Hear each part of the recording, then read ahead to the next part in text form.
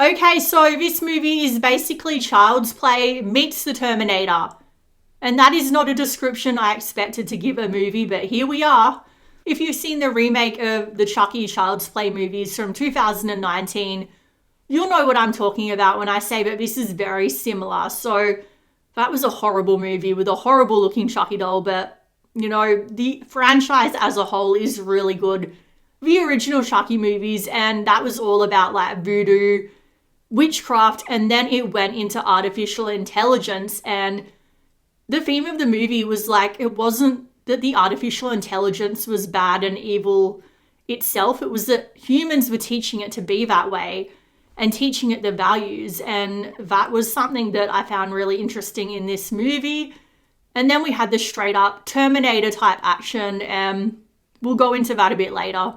So I did have a really good time in this movie. I found it to be funnier than the original one, and I actually did laugh out loud quite a few times. Gemma had a lot of character development. We see her, she's changed so much in this movie. She's all about restricting technology now.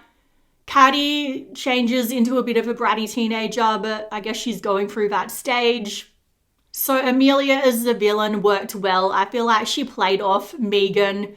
Amelia herself is pretty boring, but she was so serious and stoic, and M3GAN is so sassy that they played off each other well. There is a secondary villain that I called out really early in the movie. I felt like that character was pretty boring. I feel like they could have had some character development there, or just something, give us more of a reason why you are this way. It just felt like the person should be sort of, you know, tying someone to a railroad track, twirling a mustache. Like, it just felt like, really, this is it. But you don't come to a M3GAN movie for the villain. You come for M3GAN herself, and she's hilarious in this movie. And that little robot thing that they put her into in the first half of the movie is so adorable. So I did have a bit of a pet peeve where it was so tonally inconsistent to the first movie. Like, don't get me wrong, I said this is a good time, and it is, but it's still marketing itself as a horror movie or horror sci-fi movie. And there wasn't really any horror in this movie, but there was hints of what it could have been if it had lent into that a bit more. Like early on in the movie, we see the Amelia doll like climbing up a wall, and it's really creepy. And I feel like they could have blended what they were trying to do with this movie with some more horror aspects. But this is a straight up action movie, and there's some scenes in the trailer like M3GAN jumping out of a plane, having her Tom Cruise type moment.